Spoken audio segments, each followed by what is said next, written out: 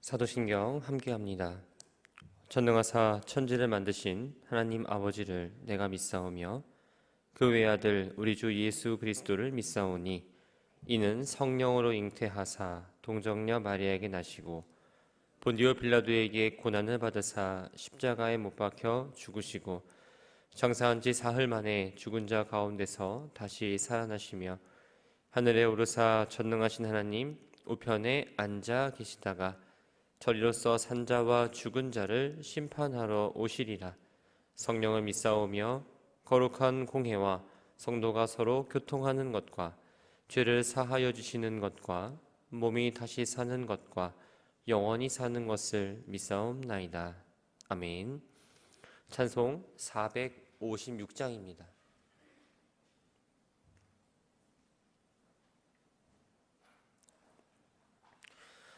찬송 456장 찬양합니다.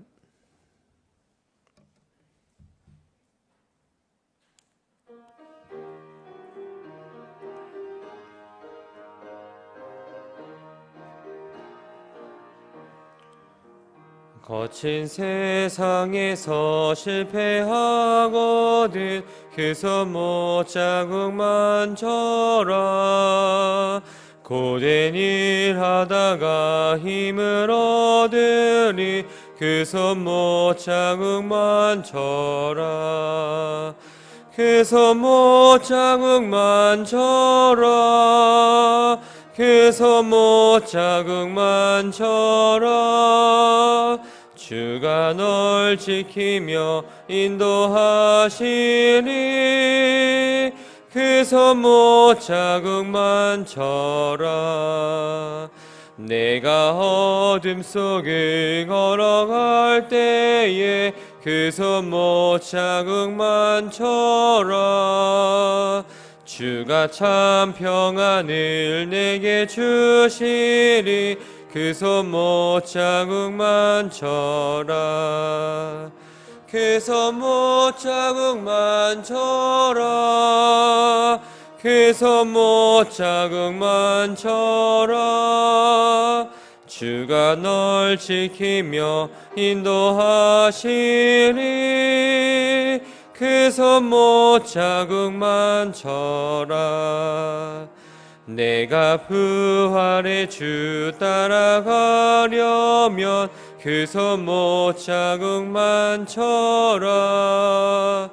내가 주 안에서 길이 살리라 그 손못 자국만 져라. 그 손못 자국만 져라. 그 손못 자국만 져라. 주가 널 지키며 인도하시리 그 손못 자국만 져라. 너의 죄악의 짐 무거울 때에 그 손못 자국만 져라. 마음은 열고서 주를 모셔라. 그 손못 자국만 져라. 그 손못 자국만 져라. 그 손못 자국만 져라. 주가 널 지키며 인도하시리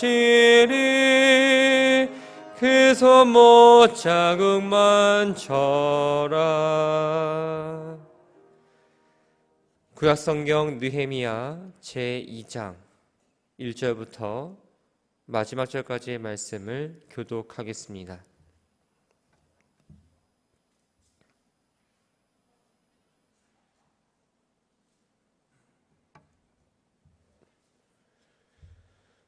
느헤미야 2장 1절 말씀입니다. 아닥사스다 왕 제20년 니산월에 왕 앞에 포도주가 있기로 내가 그 포도주를 왕에게 드렸는데 이전에는 내가 왕 앞에서 수심이 없었더니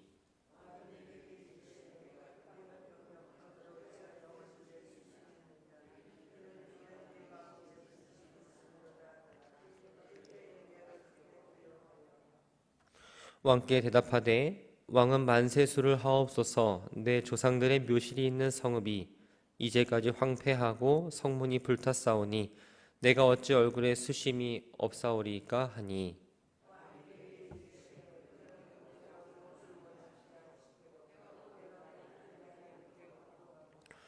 왕에게 아뢰되 왕이 만일 좋게 여기시고 종이 왕의 목전에서 은혜를 얻었사오면 나를 유다 땅 나의 조상들의 묘실이 있는 성읍에 보내어 그 성을 건축하게 하옵소서 하였는데,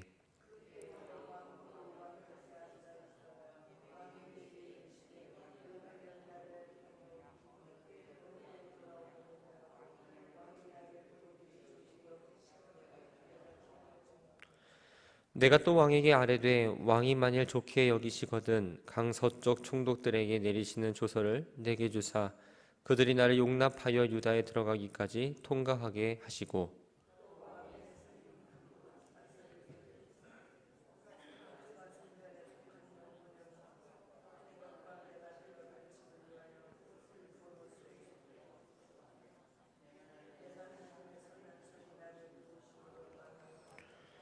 군대 장관과 마병을 보내어 나와 함께 하기로 하시기로 내가 강 서쪽에 있는 총독들에게 이르러 왕의 조서를 전하였더니,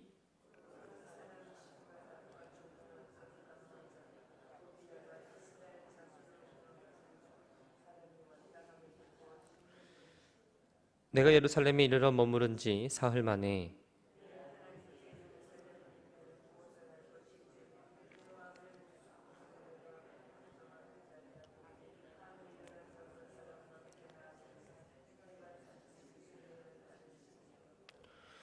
그 밤에 골짜기 문으로 나가서 용정으로 문문에 이르는 동안에 보니 예루살렘 성벽이 다 무너졌고 성문은 불탔더라.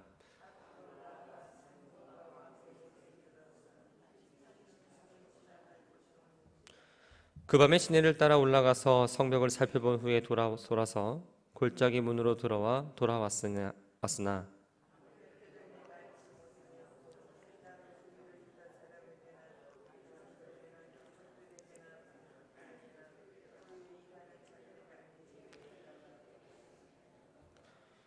후에 그들에게 이르기를 우리가 당한 곤경은 너희도 보고 있는 바라. 예루살렘이 황폐하고 성문이 불탔으니 자 예루살렘 성을 건축하여 다시 수치를 당하지 말자 하고,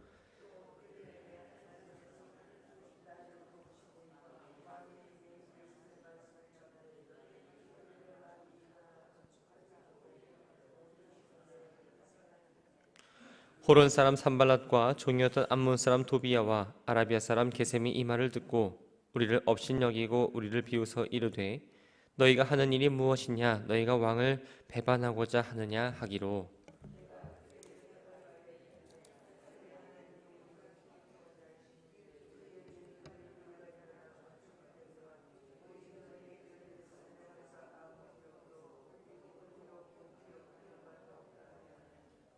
아멘. 감사헌금 정영기 장로님, 안산호 권사님. 감사헌금 최동순 권사님. 1,000번째 예물 김성은, 김성민, 김하영, 박상엽, 박라온, 임학성, 임상우, 임서인, 최영근, 정보묵, 정태웅, 고만복 주님께 예배드렸습니다. 아버지 하나님, 새벽을 깨워 주님 앞으로 인도하시고 또한 주님의 은혜를 기억하며 하루를 시작하기 전 주님 앞에 나와 기도로 시작합니다. 주님 앞에 나와 기도할 때에 우리의 음성에 귀 기울여 주시고 함께 동행해 주셔서 걸어가는 그 길 가운데 외롭지 않고 힘들게 하지 않게 하심에 감사를 드립니다. 이 시간 감사한 마음을 담아 주님 앞에 예물을 준비하여 드립니다. 습관적으로 드려지는 예물이 아니라 하나님을 생각하며 드리는 예물 되게 하시고 드려진 예물은 주님께서 귀히 사용하여 주옵소서. 말씀을 듣습니다. 나에게 주시는 하나님의 음성에 귀 기울이며 마음판에 새겨 말씀이 내 안에 심겨지는 귀한 시간 되도록 인도하여 주옵소서. 예수님의 이름으로 기도합니다. 아멘. 우리는 어제부터 느헤미야서를 읽기 시작했습니다. 느헤미야가 아닥사스당 20년 기스롤월에 우사 수상궁에 있을 때에 그의 동생인 하나니로부터 유다와 예루살렘에 있는 이스라엘 백성들의 소식을 듣게 되었습니다. 왕을 모시고 있던 술 관원으로서 바로 왕에게 청원을 할 수 있는 위치에 있었지만 오늘 본문을 보면 니사놀의 왕을 만날 수 있었다는 걸 알 수 있지요. 니사놀은 오늘날의 3월과 4월에 해당하는 달로서 이야기를 들은 기슬로부터 약 4개월이 지난 시간입니다. 왜 4개월이라는 시간이 지났을까요? 다양한 견해들이 있지만 당시 왕은 계절에 따라 궁을 옮기면서 통치했기 때문에 이 느헤미야는 수상궁에 있었고 이 왕인 아닥사스다 왕은 수상궁에 없었다라는 그 견해가 지배적이라고 볼 수 있습니다. 1절과 2절 말씀을 보면 이 아닥사스다 왕 앞에서 시중던 느헤미야의 얼굴에 전혀 없던 수심이 있었다라고 말합니다. 고대 왕실에서 슬픈 기색을 보이는 건 금기시되는 일이었습니다.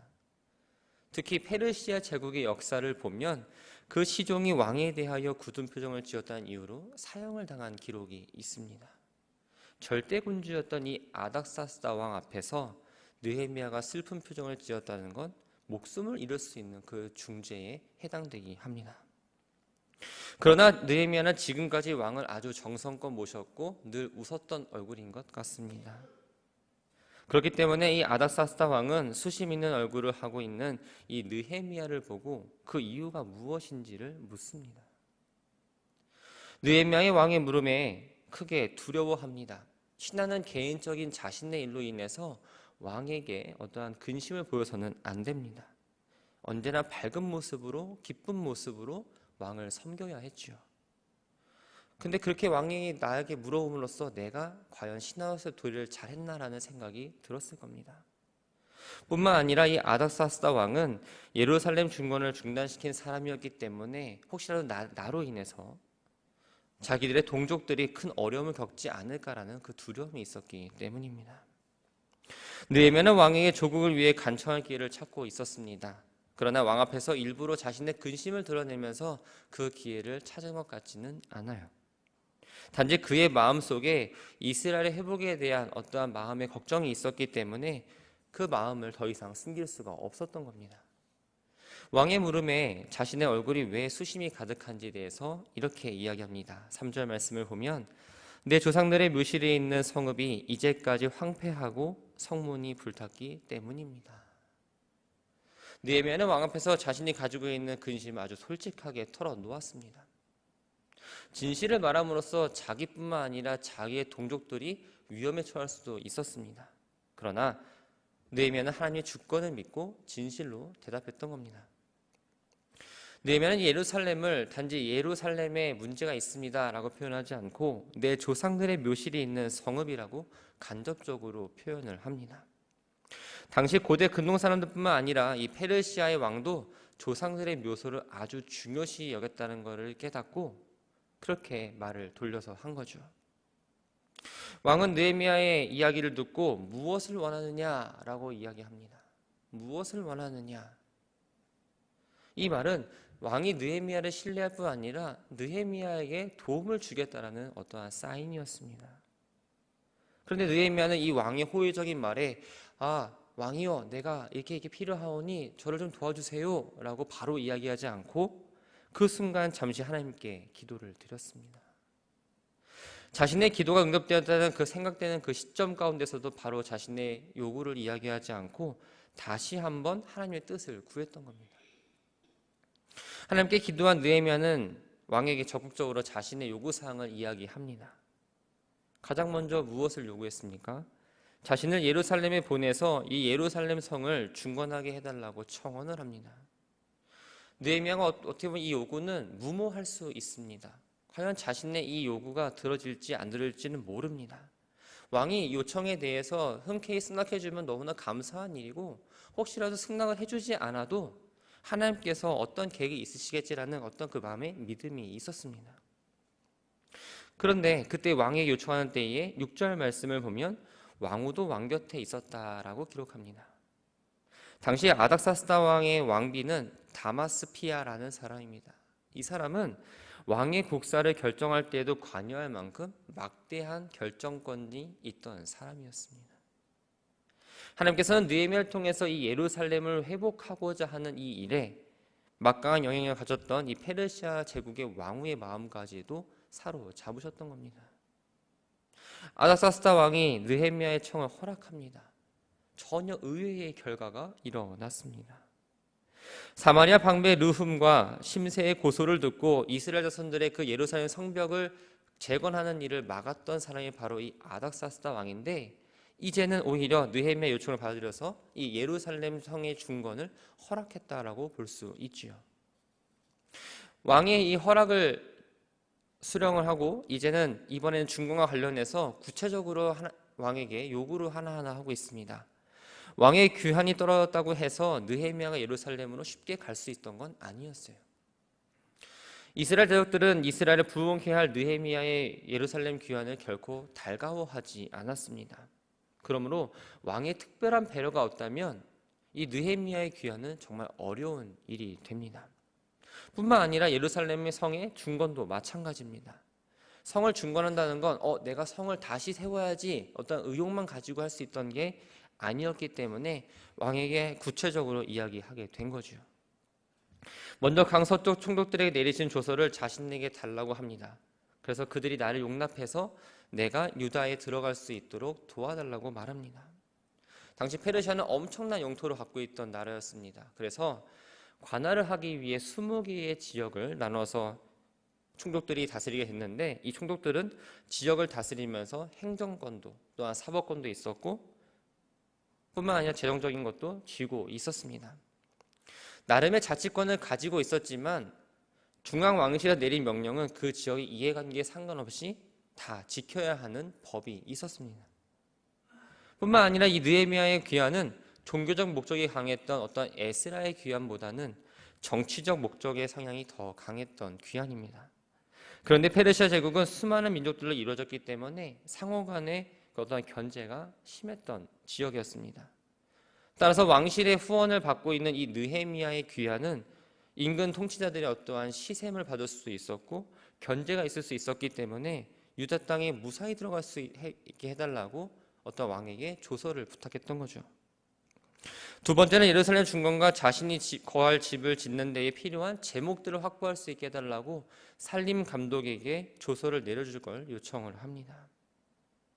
왕은 느헤미야의 요청에 하나하나 다 수락을 했습니다. 결국 유다로 가는 느헤미야를 위해서 군대 장관과 마병을 보내어 호위하게 합니다. 마치 왕의 특사로서의 대우를 받으면서 안전하게 예루살렘으로 들어갈 수 있었습니다. 그런데 10절 말씀을 좀 보면 호른 사람 산발락과 종이었던 암몬 사람 도비야가 이스라엘 자손을 흥황하게 하려는 사람이었다함을 듣고 심히 근심하더라라고 기록합니다. 산발랏은 당시 사마리아의 총독이었고 도비야는 그 산발랏의 부하입니다. 당시 이스라엘 자손들은 포로로 귀환해서 과거 유다 지역에 귀환했지만 스스로 자치권을 행사할 수 있을 만큼의 여력이 되지 않았습니다. 그래서 사마리아 총독의 지배를 받고 있었어요. 이들이 근심했던 이유 가운데 하나는 이스라엘이 부흥하게 되면, 나라로서의 어떠한 틀이 갖춰지게 되면 자신들의 통치 영역이 그만큼 준다는 사실을 알았기 때문입니다. 예루살렘에 도착한 느헤미야는 3일간 머무르면서 예루살렘의 상태를 파악하기 위해서 은밀하게 움직이기 시작합니다. 왜냐하면 성의 재건을 원치 않는 대적들이 워낙 주변에 많은 상황이었기 때문에 또 시작을 하기 전에 어떤 방해에 부딪힐 수 있어서 은밀하고 조심하게 상태를 살펴봤던 거죠. 느헤미야가 골짜기 분에서 나가서 용정을 지나 분문에 이르는 동안에 그의 눈에 비친 예루살렘의 모습은 밤이었음에도 불구하고 성벽이 무너지고 또한 성문이 불에 탄 사실을 눈으로 확인할 수 있었습니다. 여기서 골짜기 문은 예루살렘 남서쪽에 있는 문을 말합니다. 이곳은 비교적 사람들의 왕래가 없었기 때문에 느헤미야는 이곳을 이용해서 이 예루살렘의 상황을 보았던 겁니다. 예루살렘의 상황은 수산에 있을 때의 들은 그대로였습니다. 누구도 고치려 하지 않은 채 그대로 방치되어 있는 그 성 자체는 언제든 누가 와서 침입해도 아무 이상이 없을 정도로 아주 허물어지고 상태가 말도 할 수 없을 정도로 너무나 열악한 상황이었습니다. 아무리 높고 성문이 튼튼해도 적의 공격을 받을 가능성이 농후한데 이스라엘 자손들은 그냥 그저 위태로운 상황에 놓여져 있던 겁니다. 느헤미야가 야간에 은밀하게 예루살렘 성을 살핀 것에 대해서 유다 백성들도 제사장들도 귀족들도 방백들도 전혀 모르고 있었습니다. 이제 느헤미야는 이들에게 자신이 목격한 예루살렘 성의 상태를 확인한 후에 예루살렘 성을 건축해서 다시 수치를 당하지 말자라며 다짐을 합니다. 예루살렘을 탐사할 때는 아주 은밀하게 추진했지만 이제는 공개적으로 성벽 재건을 함께 하자고 호소를 하지요. 느헤미야의 호소를 들은 이 이스라엘 자손들은 예루살렘 성을 중건하기로 결의를 합니다. 그런데 그때 이 대적들인 사마리아 총독 산발락과 그의 부하 도비야와 그리고 예루살렘 사람 게셈 등이 업신여기며 비웃고 이 예루살렘 성 중건을 왕을 배반하기 위한 거라고 협박을 합니다. 업신여기며 비웃었다라는 건 이스라엘의 힘으로는 예루살렘 성을 중건할 수 없다라는 그 조롱을 의미합니다. 사실 당시 예루살렘에 있는 이스라엘 자손들이 그 성을 중건한다는 것은 좀 역부족인 것들이 많았습니다. 인구도 얼마 되지 않았고 부족한 것이 너무나 많았기 때문에 과연 너네들이 그걸 할 수 있겠느냐? 대적들이 이를 방해하는 것은 너무나 쉬운 일이었습니다. 그러나 느헤미야는 이렇게 말합니다. 하늘의 하나님이 우리를 형통하게 하시리니, 그러면서 그들의 조롱을 저지하지요. 느헤미야는 예루살렘 성 중건이 자신의 뜻이 아니라 하나님의 뜻이라는 사실을 알았습니다. 그렇다면 그 일은 하나님께서 도우시고 하나님께서 하실 거라는 믿음이 있었습니다. 느헤미야는 이미 하나님의 도우심을 확인했기 때문에 담대히 선언할 수 있었고, 대적들의 방해 공작에도 불구하고 뒤에 말씀을 보면 52일 만에 이 예루살렘 성을 중건했다라는 놀라운 일을 일으키게 됩니다. 말씀을 정리합니다. 느헤미야는 우리가 아는 것처럼 기도의 사람이었습니다. 기도의 사람은 기도만 하는 사람이 아닙니다. 기도의 사람은 하나님의 주권을 인정하는 사람입니다. 쉽게 말씀드리면 내 삶의 주인이 하나님이다. 모든 것들을 주관하시는 분은 하나님이라는 사실을 인정하며 나아가는 사람이 바로 주권을 인정하는 사람, 하나님을 향한 기도하는 사람이라는 거죠. 하나님을 의지하지 않는 사람은 절대 기도하지 않습니다. 기도하는 흉내를 낼 수 있지만 간절하게 진실하게 기도하지 못합니다. 대적들의 방해에도 불구하고 하늘의 하나님이 우리를 형통케 하신다라고 느헤미야는 고백했습니다. 느헤미야가 담대히 고백할 수 있었던 이유는 하나님께서 그 일에 함께 하신다는 그 믿음이 있었기 때문입니다. 사랑하는 성도 여러분, 우리는 어떻습니까? 하나님의 주권을 인정하며 나아가고 계십니까? 나에게 주어진 그 시간 가운데에 내 삶의 주인이 나라고 생각하면서 내 생각대로 내 뜻대로 모든 것들을 움직이고 내 마음에 들고자 내 아집을 부리며 나아가고 있지는 않으십니까? 하나님의 뜻을 구하면서 나아가고 계십니까? 이 귀한 새벽 시간 무엇을 위해서 기도하고 계십니까? 여러분들이 어떤 일을 할 때에 매 순간 기도로 시작하고 계시는지 확인해 보셨으면 합니다. 바라고 소망하는 건 하나님께 주권을 인정하는 우리 모든 사랑하는 믿음의 가족들이 되기를 축원합니다. 단순히 우리의 입술 가운데 주님을 믿습니다라는 것이 아니라 우리가 몸으로 기도하면서 하나님을 의지하고 붙잡고 나아가는 성도들 되어서 진짜 기도의 사람, 저 사람은 정말 예수를 믿는 사람이라는 그런 소리를 많이 듣는 우리 춘천지역의 모든 교우들이 되기를 바랍니다. 기도하는 사람만이 하나님의 뜻을 알 수 있습니다. 아이가 부모님에게 뜻을 물어보려면 대화를 해야 합니다. 마찬가지입니다. 우리의 인생의 주인이 하나님이라고 고백한다면 하나님을 나를 향한 뜻이 무엇인지, 우리의 가정을 향한 하나님의 비전이 무엇인지, 또한 우리 교회를 향한 하나님의 비전이 무엇인지 우리는 늘 묻고 그 뜻을 따라가야 합니다. 바라고 소망하는 건 우리의 삶이 기도하는 삶의 모습으로 나타나서 늘 기도하시고 이 기도의 자리를 사모하시고 또한 예배의 자리를 사모하셔서 늘 하나님 앞에 가까이 나아가는 저와 여러분들이 되기를 주의 이름으로 축원합니다. 참 좋으신 주님, 우리를 세례를 받고 예수님이 내 삶의 주인임을 고백하며 성도의 삶을 살기로 다짐했습니다. 성도의 삶은 하나님의 주권을 인정하는 삶입니다. 그런 내 삶을 돌아보면 주권을 인정하지 않고 내 뜻을 주장하며 살아갈 때가 너무나 많습니다. 느헤미야는 항상 기도하는 사람이었습니다. 하나님의 주권을 인정하며 하나님을 의지했던 사람이었습니다. 우리의 삶이 느헤미야와 같기를 소망합니다. 느헤미야의 기도를 들어주셨던 것처럼 하나님은 응답해 주셨습니다. 주님, 우리들의 인생이 하나님을 인정하고 하나님만을 의지하며 나아가는 복된 인생들 되게 하옵소서. 입술의 고백으로만 끝나는 형식적인 기도가 아니라 입술의 고백과 삶의 모습이 일치하여 기도의 사람으로 나아가게 하옵소서. 세상의 환경은 점점 주님을 가까이 하기 어렵게 만듭니다. 그럼에도 불구하고 우리는 이 새벽을 깨워 주님 앞에 나오고 말씀을 듣는 곳에 기도하는 곳을 찾아 주님 앞에 나아갑니다. 주님, 나아가는 발걸음을 가볍게 하시고 주의 전에 기도하고 다시 돌아갈 때에는 마음 또한 가볍게 하셔서 주님 앞에 나오는 길이 즐겁고 행복한 시간 되게 하옵소서.